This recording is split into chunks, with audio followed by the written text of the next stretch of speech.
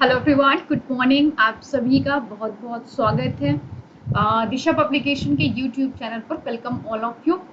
तो उम्मीद करती हूँ कि all of you are doing very well और तैयारी आप सबकी बहुत अच्छे ढंग से चल रही होगी।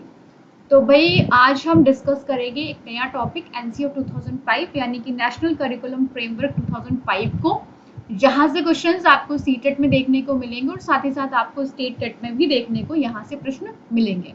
ओके, तो इस टॉपिक को आगे बढ़ाने से पहले मैं आपको बता दूं कि मैंने इंक्लूसिव एजुकेशन टॉपिक को लास्ट क्लास में एंड किया था। ओके, तो उस पूरी क्लास को आप सब लोग देख लो और अगर अभी तक नहीं देखा उससे ऊपर जितनी भी सीरीज पूरी आपकी हो चुकी, जितने टॉपिक हो चुके हैं उन सबको देख करके अच्छे ढंग से आप लोग नोट्स बना लीजिए, क्योंकि वो आपके अपकमिंग एग्जाम में आपको हेल्प करने वाले हैं। ठीक है, तो भाई अब हम लोग इसको आगे बढ़ाते हैं। उससे पहले मैं आपसे कहना चाहूंगी कि अगर आप लोग चैनल पे फर्स्ट टाइम विजिट कर रहे हैं देन प्लीज चैनल को सब्सक्राइब करिए और बेल आइकन जरूर प्रेस कर दीजिए सो दैट आप सभी को नोटिफिकेशन मिलना स्टार्ट हो जाए। ओके, आइए तो हम बात करते हैं एनसीओ 2005 को डिस्कस करेंगे, नेशनल करिकुलम फ्रेमवर्क 2005। ओके, तो एक इम्पॉर्टेंट टॉपिक है आपके एग्जाम के लिए। प्रॉपर समझेंगे जितनी भी चीजें उन सबको अच्छे से देखेंगे। ओके, तो सबसे पहले पॉइंट हम डिस्कस करें कि एनसीओ 2005 का जो फुल फॉर्म है नेशनल करिकुलम फ्रेमवर्क 2005 जिसे हम कहते हैं, तो राष्ट्रीय पाठचर्या की रूपरेखा। ओके, इसे हम एनसीएफ कहते हैं। Okay, in short form. ठीक है, तो अभी तक अगर हम बात करें टोटल कितने एनसीएफ आए हैं, तो अभी तक टोटल 4 एनसीएफ आए हैं। ठीक है, एक आपका आया है 1975 में, एक आपका आया है 1988 में, और एक आपका आया है 2000 में, और एक आपका 2005 में आया है। ठीक है, तो टोटल आपके 4 करिकुलम आए हैं। Okay, national curriculum. अब अगर हम यहीं पे बात करें कि भाई एनसीएफ 2005 नवीन दस्तावेज है, तो अब तो शिक्षा का नवीन दस्तावेज चेंज ही हो गया है, न्यू एजुकेशन पॉलिसी हो गई है, तो इस पॉइंट को तो अब हम आउट ही कर देंगे। ओके, एक सेकेंड।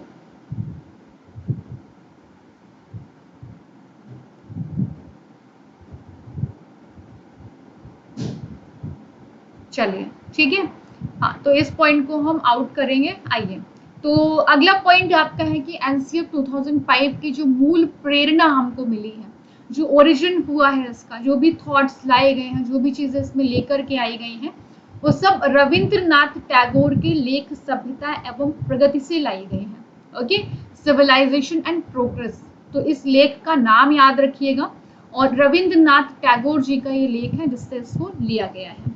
एनसीएफ 2005 की जो स्टीयरिंग कमेटी रही है, संचालन समिति है, इसमें प्रोफेसर यशपाल को लेकर के टोटल 35 मेंबर थे, लेकिन एनसीईआरटी के भी 3 मेंबर इसमें ऐड हुए, तो टोटल जो मेंबर आपके हो गए वो 38 मेंबर हो गए। ओके, तो ये पॉइंट आपका हो गया। नेक्स्ट पॉइंट के पास में हम चलें तो भाई एनसीएफ 2005 को 5 अध्याय और 2 परिशिष्ट में बांटा गया। ओके, 5 पार्ट में डिवाइड किया गया, और परिशिष्ट का मतलब आपका ये होता है कि भाई जो चीजें रह गई हैं उन सबको उसमें ऐड कर दिया जाए। ठीक है, और अब अगर हम बात करें एनसीएफ 2005 का जन्म कब हुआ है ना, कैसे हुआ, तो एनसीएफ 2005 एक एनसीईआरटी की बैठक हुई 14 से 19 जुलाई 2004 में, तो वहीं से इसका ओरिजिनेट हुआ। तो एनसीएफ 2005 का जन्म 14 से 19 जुलाई 2004 को एनसीईआरटी की बैठक से हुआ। ठीक है, तो यहाँ तक तो आई गेस कोई, देखो कुछ फैक्ट है, कुछ चीजें समझनी है हमको। ओके, आइए अगला पॉइंट देखते हैं। तो एनसीएफ 2005 को भारतीय संविधान में दी गई 22 भाषाओं में अनुवादित किया गया। ठीक है, इंडियन कॉन्स्टिट्यूशन में जो 22 भाषाएं दी गई हैं, ओके, तो उन सब में एनसीएफ 2005 को ट्रांसलेट किया गया। और हाँ, भारत की जनता की राय को शामिल करने के लिए पूरे देश भर में टोटल 21 राष्ट्रीय फोकस समूहों का निर्माण भी किया गया। ठीक है, तो ये पॉइंट आपका हो गया। अब हम बात करेंगे एनसीएफ 2005 का जो एक बहुत ही मेन मोटिव रहा है कि भाई रोट लर्निंग के एकदम अगेंस्ट ये मूवमेंट रहा है कि हम बच्चे को बिल्कुल भी रूट लर्निंग नहीं करा सकते कि रट करके, क्योंकि रट करके सीखना बहुत दिन तक नहीं रहता है, कुछ टाइम तक रहेगा, उसके बाद में बच्चा भूल जाएगा। तो रोट लर्निंग के एकदम अगेंस्ट रहे हैं और रचनावाद पर जोर देते हैं ये, ठीक है। नॉलेज के कंस्ट्रक्शन के ऊपर ये जोर देते हैं कि बच्चे को हमेशा आप ज्ञान का निर्माण करके सिखाएं, है ना, नॉलेज का कंस्ट्रक्शन करके सिखाएं, क्योंकि ज्ञान के निर्माण से क्या होता है, जब बच्चा सीखता है तो वो ज्ञान उसका परमानेंट हो जाता है। ये नहीं कि मैं मतलब रट लिया और 4 दिन बाद टाटा बाय बाय हो गया, तो ऐसा नहीं होता। रोट लर्निंग में यही चीजें होती हैं। और जब हम नॉलेज को कंस्ट्रक्ट करते हैं, ज्ञान का निर्माण करते हैं, तो वहां पर हम समझते हैं, एक अंडरस्टैंडिंग बनती है, तो नॉलेज बेसिकली हमारा वो परमानेंट हो जाता है, ठीक है। आइए अगला पॉइंट है कि एनसीएफ 2005 बिना बोझ की शिक्षा देने का वादा करता है। बेसिकली एनसीएफ 2005 की थीम ही यही रही है आपकी कि लर्निंग विदाउट बर्डन, मीन्स बच्चे के ऊपर किसी तरह का फिजिकल बोझ ना हो, किसी तरह का मेंटल बर्डन ना हो, ठीक है। तो एनसीएफ 2005 बिना बोझ की शिक्षा देने का वादा करता है। ओके, तो यहाँ तक तो आई गेस आप सबको चीज़ें समझ में आ ही गई होंगी। तो बीच में मैं एक चीज़ आपसे कहना चाहूँगी कि भाई प्लीज़ क्लास को शेयर कर दीजिए इसको, ठीक है। चलो भाई आ जाओ। हाँ, तो भाई एनसीएफ 2005 के 5 मार्गदर्शी सिद्धांत हैं, 5 गाइडलाइंस है एनसीएफ 2005 की, जो कि सामने मेंशन है। आइए देखते हैं इन 5 गाइडलाइन को समझते हैं। चलो ठीक है। तो शिक्षा को स्कूल के बाहर के जीवन से जोड़ना, मीन्स जो हमारी एजुकेशन है उसको हम कनेक्ट करें स्कूल की रियल लाइफ, स्कूल के बाहर के जीवन के साथ में। ऐसा नहीं हम करें कि वहां पर हम इस तरह से बच्चों को पढ़ा रहे हैं जो बच्चे को कुछ आ ही नहीं रहा है, बस बच्चे को हमने किताबी कीड़ा बना करके रख दिया, बस वही नॉलेज हमने बच्चे को दिया, है ना, स्कूल के अंदर जितनी भी चीजें, लेकिन हमने कोई उसे रियल लाइफ नॉलेज नहीं दिया बच्चे को, है ना। तो शिक्षा को स्कूल के बाहर के जीवन से जोड़ा जाए, ऐसी एजुकेशन बच्चे को दी जाए। अगला पॉइंट है शिक्षा को रटंत प्रणाली से मुक्त किया जाए, मीन्स एजुकेशन को फ्री किया जाए रोट लर्निंग से, क्योंकि बच्चा रोट लर्निंग करके सीखता नहीं है, वो सिर्फ उस चीज को रट लेता है, ब्लाइंड लर्निंग जिसे हम कह देते हैं, ठीक है। अगला पॉइंट है कि ऐसा ना हो कि शिक्षा केवल पुस्तकों तक ही सीमित रह जाए, कि भाई बच्चा सिर्फ और सिर्फ किताबी कीड़ा बनकर के ही रह जाए, तो ये पॉइंट भी भाई गलत हो जाएगा अगर ऐसा होगा तो। उसको कुछ और नॉलेज भी तो होनी चाहिए, जितनी बाहर चीजें वो देखता है वो ज्ञान भी तो होना चाहिए, उसको जीके का ज्ञान भी तो होना चाहिए, नहीं सिर्फ लाइन टू लाइन परिभाषा रट ली बस, उसके बाद में उसको कुछ नहीं आता है, तो ऐसा नहीं होना चाहिए। ये तीसरी गाइडलाइन है। फोर्थ गाइडलाइन आपकी ये है कि जो परीक्षा प्रणाली है, जो एजुकेशन सिस्टम है, इसको फ्लैक्सिबल बनाया जाए, ठीक है, कि भाई बच्चे के अंदर से जो एग्जाम का डर है वो एकदम निकाल दिया जाए, ठीक है, एकदम दूर कर दिया जाए, भय मुक्त वातावरण हो, और क्लासेस को एक्टिविटीज के साथ में ऐड किया जाए, जोड़ा जाए, ठीक है, कि बच्चा वहां पर जब लर्न करे, जब वो सीखे, तो एक्टिविटीज के थ्रू वो सीख रहा हो वहां पर। ओके, अगले जो 5वीं गाइडलाइन है वो ये है कि शिक्षा के द्वारा राष्ट्रहित का माहौल बनाया जाए, मीन्स एजुकेशन भी ऐसी होनी चाहिए जहां पर बच्चा अपने देश हित के बारे में सोचे और समझे और सीखे, ठीक है। चलो हाँ, तो यहां तक आई गेस आप सबको क्लियर हो गया होगा।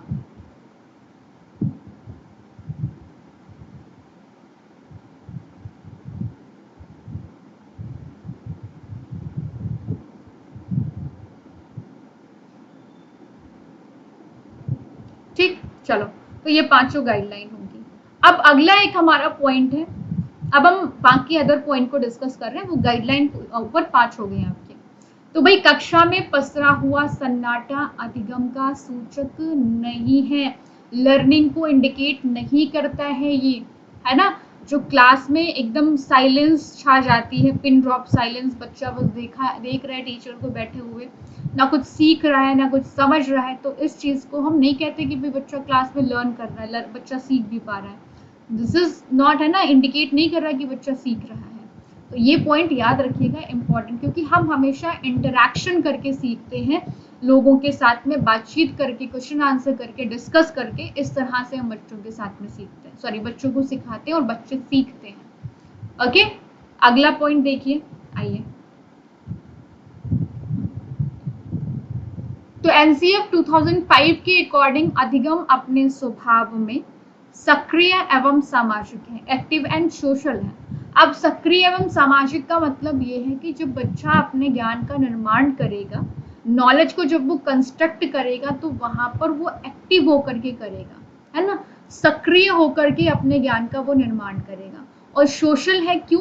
क्योंकि बच्चा अपने ज्ञान का निर्माण एक दूसरे के साथ में इंटरैक्शन करके करता है, अंतःक्रिया करके करता है। तो बेसिकली एनसीआर 2005 के अकॉर्डिंग लर्निंग अपने नेचर में एक्टिव एंड सोशल है। ठीक है, ये पॉइंट आपका हो गया। अगला पॉइंट आपका ये है कि भाई एनसीआर 2005 के अकॉर्डिंग डंडे के डर से व्यवस्था स्थापित नहीं हो सकती है। अगेन डंडे के डर से हम व्यवस्था तो स्थापित कर सकते हैं, मीन्स बच्चे को साइलेंट करके हमने क्लास में भेज दिया है ना, उसको डांट दिया, डपट दिया तो शांत होकर के बैठ गया, लेकिन अनुशासन हो, वो आपकी रिस्पेक्ट करे, ऐसा जरूरी नहीं है। तो मारना, पीटना, डांटना, है ना, ये सब चीजें गलत हो जाती हैं, नेगेटिव है। ओके, तो अगला ये पॉइंट हो गया। आइए अगला देखते हैं। एनसीओ 2005 के अकॉर्डिंग चाइल्ड सेंटर्ड एजुकेशन का अर्थ है बच्चों की आवाजों या उनके अनुभवों की वरीयता देना। ठीक है, अब इसका मतलब यहाँ पर क्या हो गया, ध्यान दीजिएगा कि जब हम चाइल्ड सेंटर्ड एजुकेशन का अर्थ अगर हम समझे कि जब भी हम बच्चों को पढ़ाते हैं, ठीक है, चाइल्ड सेंटर्ड को समझने की कोशिश कीजिएगा, जब कभी भी हम बच्चे को पढ़ाते हैं तो हमेशा बच्चे की नीड के अकॉर्डिंग हम उसको पढ़ाते हैं। ठीक है, और जो भी एक्सपीरियंस बुक अपनी क्लास में लेकर के आता है उनको शेयर करता है, हम उनको भी प्रायोरिटी देते हैं, उनको इग्नोर नहीं करते हैं वहां पर। ठीक है, तो बेसिकली बच्चों की आवाज, उनके जो एक्सपीरियंस है उनको हम प्रायोरिटी देते हैं। ठीक है, तो ये हो गया चाइल्ड सेंटर्ड एजुकेशन का अर्थ। अगला पॉइंट देखिए आकर के, आ जाओ। एनसीएफ 2005 होमवर्क के एकदम अगेंस्ट है। एनसीएफ 2005 होमवर्क का बहुत विरोध करता है और कक्षा 2 तक कोई गृह कार्य नहीं, मीन्स क्लास 2 तक किसी तरह का कोई होमवर्क नहीं देने की बात करता है। और 3 to 5 में वीक में 2 घंटे दे सकते हो, कक्षा 6 से 8 सप्ताह में 5 से 6 घंटे आप दे सकते हो। उसके बाद में बच्चे के इंटरेस्ट के अकॉर्डिंग आप उसको एजुकेशन दे सकते हो। ठीक है, और अगर हम एग्जाम के बारे में बात करें तो बेटा आप बच्चे का एग्जाम क्लास 2 तक नहीं ले सकते हो, या तो आप मौखिक परीक्षा लो, ओरल टेस्ट लो, या तो आप एक्टिविटी बेस्ड टेस्ट लो, है ना, लिखित परीक्षा आप नहीं ले सकते बच्चे की क्लास 2 तक। ये सब चीजें एनसीआर 2005 में है। न्यू एजुकेशन पॉलिसी में और चीजें चेंज हुई है, हालांकि सीटेट के एग्जाम का इंपॉर्टेंट टॉपिक है तो पढ़ना तो हमको पड़ेगा ही पड़ेगा। एक चीज और आपको बता दूं, अगर आप लोग थोड़ा सा भी सीरियस है एग्जाम की प्रिपरेशन को लेकर के, तैयारी को लेकर के, और दिसंबर में आप अपकमिंग एग्जाम देने वाले हैं, तो आप लोग दिशा पब्लिकेशन की Amazon और फ्लिपकार्ट पे बुक्स अवेलेबल हैं सीटेट के लिए, स्टेट टेट के लिए, या अदर आपके जो भी एग्जाम है उनके लिए भी, तो उनको आप सर्च करके आप परचेज कर लीजिए, सो दैट आप अपनी एक सेल्फ स्टडी एक अच्छे तरीके से कर सकें। ठीक है, वन मोर थिंग, प्रैक्टिस के लिए भी बुक्स आती हैं, उन सब चीजों को, प्रैक्टिस हो गया, mock test, previous year paper हो गया, तो इन बुक्स को आप लोग परचेज कर लीजिए, सो दैट आपकी अच्छे ढंग से तैयारी हो जाए। ओके, और आप कंटिन्यू करें। तो एनसीएफ 2005 के बारे में जो भी रिटन टेस्ट और एग्जाम के बारे में जो पॉइंट थे वो हमने देख लिए। ठीक है, आ जाइए, अब हम बात करते हैं कि एनसीएफ 2005 मातृभाषा के द्वारा प्राथमिक स्तर पर शिक्षा देने का समर्थन करता है। मीन्स हम प्राइमरी लेवल में बच्चे को जो एजुकेशन देंगे वो किस में देंगे, बच्चे की मातृभाषा में। मातृभाषा का मतलब है जिस लैंग्वेज को बच्चा अपने इन्वायरमेंट में लेकर के आता है, ठीक है, इन्वायरमेंट से लेकर के आता है, तो इसे हम कहते हैं क्या, कि भाई बच्चा मातृभाषा में बोले, है ना, अपनी क्षेत्रीय, अपनी रीजनल लैंग्वेज में वो बात करे, क्योंकि इससे क्या होगा, बच्चा अपने एक नेचुरल इन्वायरमेंट में सीख रहा होगा, स्वाभाविक वातावरण में बच्चा सीख रहा होगा, और इसके आगे त्रिभाषा फॉर्मूला अपनाने की बात करते हैं। ठीक है, मतलब कि जब आप लर्न कराएं आगे प्राइमरी के बाद में, तो त्रिभाषा फॉर्मूले का मतलब है कि पहली लैंग्वेज क्षेत्रीय भाषा, दूसरी लैंग्वेज हिंदी, तीसरी कोई विदेशी भाषा या अंग्रेजी हो सकती है। ठीक है, तो प्राइमरी लेवल तक आप लोकल लैंग्वेज या रीजनल लैंग्वेज में पढ़ाएंगे उसको। किसी तरह का आप फोर्स नहीं करेंगे कि आप इंग्लिश ही बोलो या आप खड़ी बोली बोलो, जो भी उसके परिवेश की लैंग्वेज है उस पर आप उसको बोलने दो। उसके आगे त्रिभाषा फॉर्मूला अपनाने को कहते हैं कि आप ऐसे बात कर सकते हैं ना, उसको 3 लैंग्वेज का ज्ञान दीजिए। अगला है एनसीए 2005 पास और फेल का एकदम अगेंस्ट है ना। ये पास और फेल के एकदम विरोध करते हैं, पास और फेल के अगेंस्ट है। ठीक है, और इसकी जगह पर ये ग्रेडिंग सिस्टम अपनाने के ऊपर जोर देते हैं कि आप भाई ग्रेडिंग पद्धति को अपनाइए।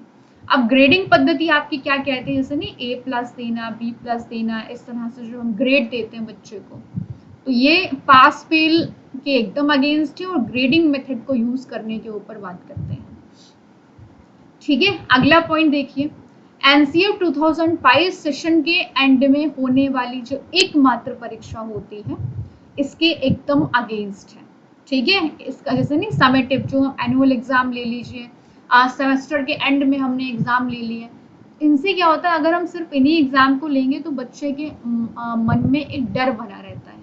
ठीक है, एक टेंशन बनी रहती है बच्चे के मन में। ठीक है, कि एग्जाम होने वाला, हमने कुछ सीखा नहीं, इस तरह से चीजें होती हैं। ठीक है, लेकिन अब यहाँ पर बात करें, जब इन्होंने समेटिव इवैल्यूएशन असेसमेंट को इग्नोर कर दिया, विरोध कर दिया, तो भाई आप जोर किसके ऊपर देते हैं, तो सतत और व्यापक मूल्यांकन यानी कि कंटिन्यूअस एंड कॉम्प्रिहेंसिव इवैल्यूएशन के ऊपर जोर देते हैं ये। ठीक है, कंटिन्यूअस एंड कॉम्प्रिहेंसिव इवैल्यूएशन का मतलब होता है कि भाई आप बच्चे का लगातार असेसमेंट करें और बच्चे के हर एक एस्पेक्ट का असेसमेंट करें। ठीक है, तो इसे कहते हैं कंटिन्यूअस एंड कॉम्प्रिहेंसिव इवैल्यूएशन। ठीक है, इतनी चीज आई गेस आप सबको समझ में आई होगी, then please just say yes.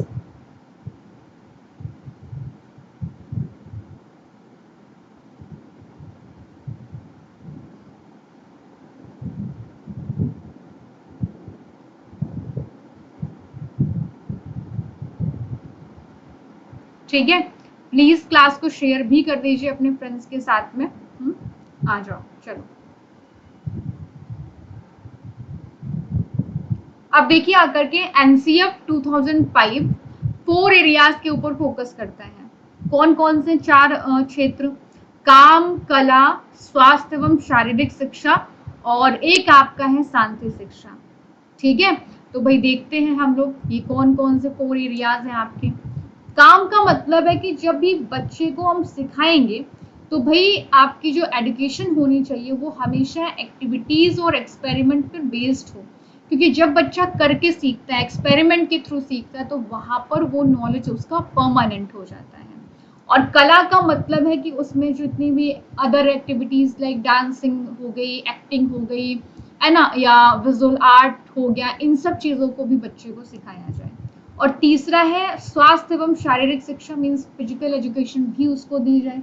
Means एक अच्छा पोषण देने के लिए मिड डे मील की बहुत ज़रूरत है, और इस चीज़ को स्ट्रॉन्ग करने के लिए जो खेल हैं उनको एजुकेशन का पार्ट बनाया जाए, अभिन्न अंग बनाया जाए।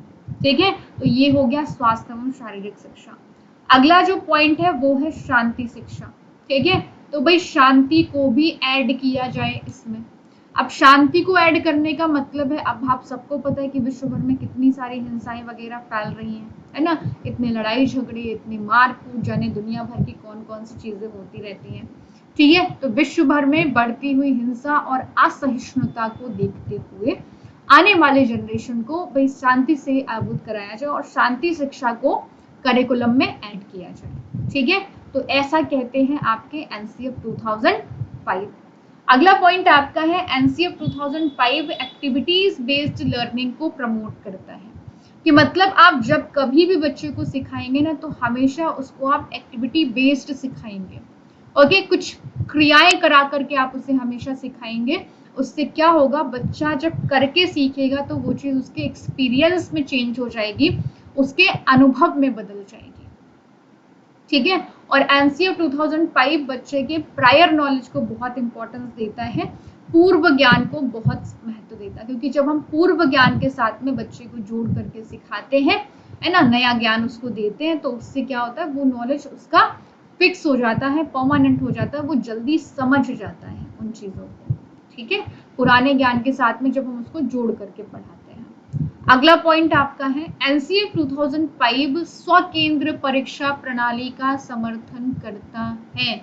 स्वकेंद्र परीक्षा प्रणाली का मतलब है कि जिस विद्यालय में उसका सेंटर गया है वो उसी विद्यालय में क्या करे, है ना, सॉरी, जिस विद्यालय में वो पढ़ता है उसी विद्यालय में उसका असेसमेंट हो, किसी दूसरी जगह पर उसका असेसमेंट ना हो, क्योंकि जब हमारा असेसमेंट दूसरे स्कूल में होता है, दूसरे नए टीचर होते हैं, तो वहां पर हम अनकंफर्टेबल फील करते हैं और हम वहां पर डर के मारे, है ना, आंसर भी नहीं कर पाते हैं, बोल नहीं पाते हैं, तो फिर क्या होता है, गलत इवैल्यूएशन हो जाता है। ओके, तो दिस इज द रीजन कि भाई स्वकेंद्र परीक्षा प्रणाली का समर्थन किया जाए और स्कूल बेस्ड असेसमेंट के ऊपर फोकस किया जाए, क्योंकि हमारे विद्यालय के टीचर हमको जानते हैं, हमको समझते हैं और एक कंफर्टेबल एनवायरनमेंट में हमारा असेसमेंट होता है, हमारे ओवरऑल डेवलपमेंट का असेसमेंट होता है, ठीक है। आइए, एनसीएफ 2005 क्लास में चेंजेस, मतलब जो सिटिंग अरेंजमेंट है उसमें चेंजेस लाने की बात करता है। तो सिटिंग अरेंजमेंट में चेंजेस लाने का मतलब आपका ये है कि आप बच्चों को सेमी सर्कल में, मीन्स जब वो आमने सामने देख सकें, बातचीत कर सकें, तो इस तरह से कुछ उनको आपको सिखाना चाहिए, ठीक है, फ्लेक्सिबल होना चाहिए, एक हम सर्कल में बच्चों को बिठा करके पढ़ाना है ना, वो चीज़ इंपॉर्टेंट होती है।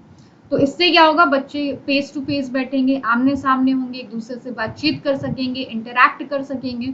तो सेमी सर्कल देन वैसे मुड़ मुड़ के वहां पर पीछे देखना है ना, तो ये चीज ना होकर के ग्रुप में बच्चों को सिखाया जाए। अगला पॉइंट है एनसीएफ 2005 के अकॉर्डिंग पर्यावरण शिक्षा का मुख्य उद्देश्य सिद्धांत रटवाना नहीं है, बल्कि पर्यावरण संरक्षण के ऊपर जोर देना है। देखिए आकर के हम सब क्या करते हैं, हम सब चीजों को रट लेते हैं, याद कर लेते हैं, है ना। ईवीएस का मेन मकसद ये नहीं कि आपको चीजें रटवा दी जाए, याद करा दी जाए। ईवीएस को पढ़ाने का मकसद ये आपका हो जाता है कि भाई यहाँ पर हम क्या करें, यहाँ पर हम बच्चे के अंदर पर्यावरण के संरक्षण के ऊपर जोर दें, प्रोटेक्शन बच्चा है ना करे अपने एनवायरनमेंट का, ठीक है। तो ये चीज आपकी हो जाती है आपकी। यहां तक समझ में आया आपको?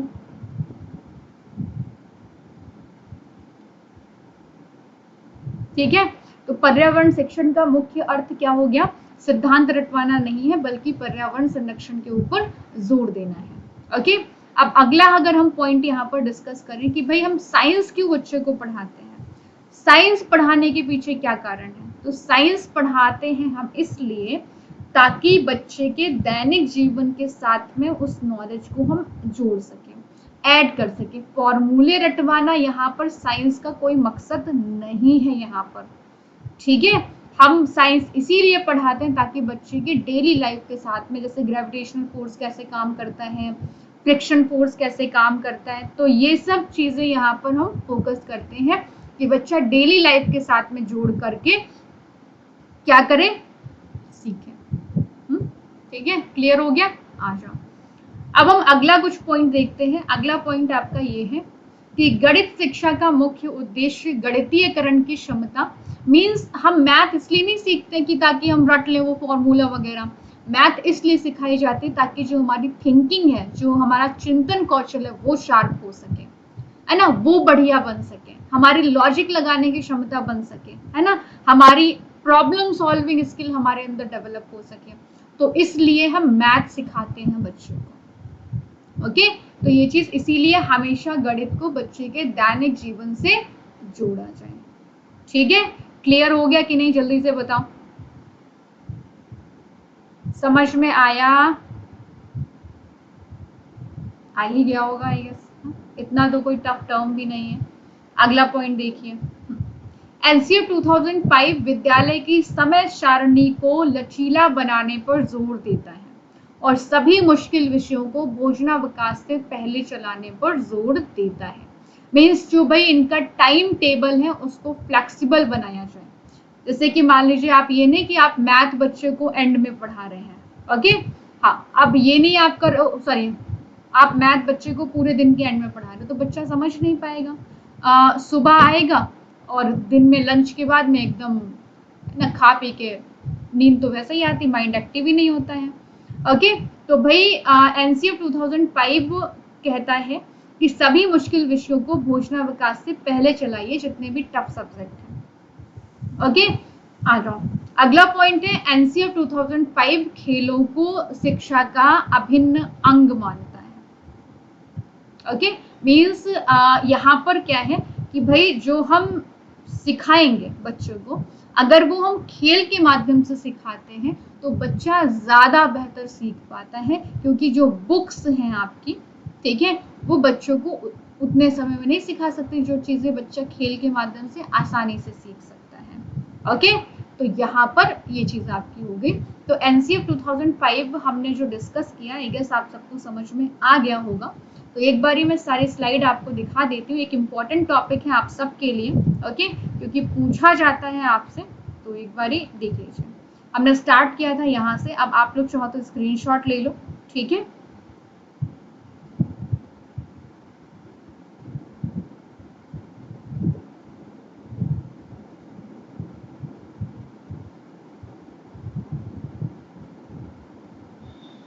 ओके,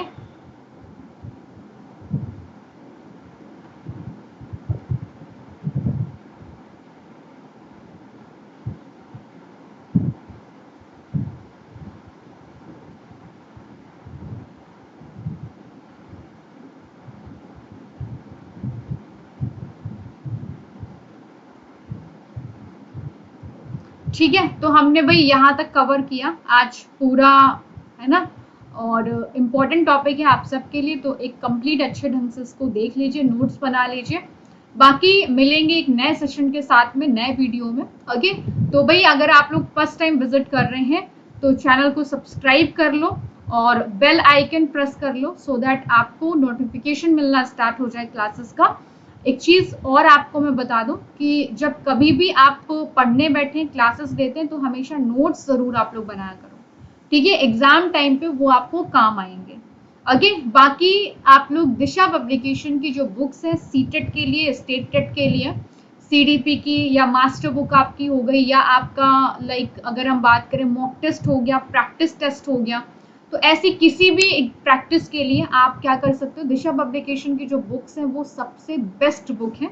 ओके, एरर फ्री है, तो आप लोग इनको परचेज करिए और अपनी तैयारी अच्छे ढंग से स्टार्ट कर दीजिए। ये जो बुक है उनके लिंक डिस्क्रिप्शन बॉक्स में अवेलेबल है, आप उनको परचेज कर सकते हैं, ठीक है। तो मिलते हैं हम लोग अगले नए वीडियो में, तब तक के लिए bye bye, take care, wish you all the best. अपना अपना ध्यान रखिए और पढ़ाई करते रहिए। वन मोर थिंग, अपने फ्रेंड्स के साथ में शेयर जरूर करते रहो। आप लोग शेयर नहीं करते हो बिल्कुल भी क्लासेस को, है ना, तो शेयर करते रहा करो अपने दोस्तों के साथ में। Okay, thank you, bye bye, take care, अपना अपना ख्याल रखिए। फिर मुलाकात करेंगे हम लोग अगली कक्षा में।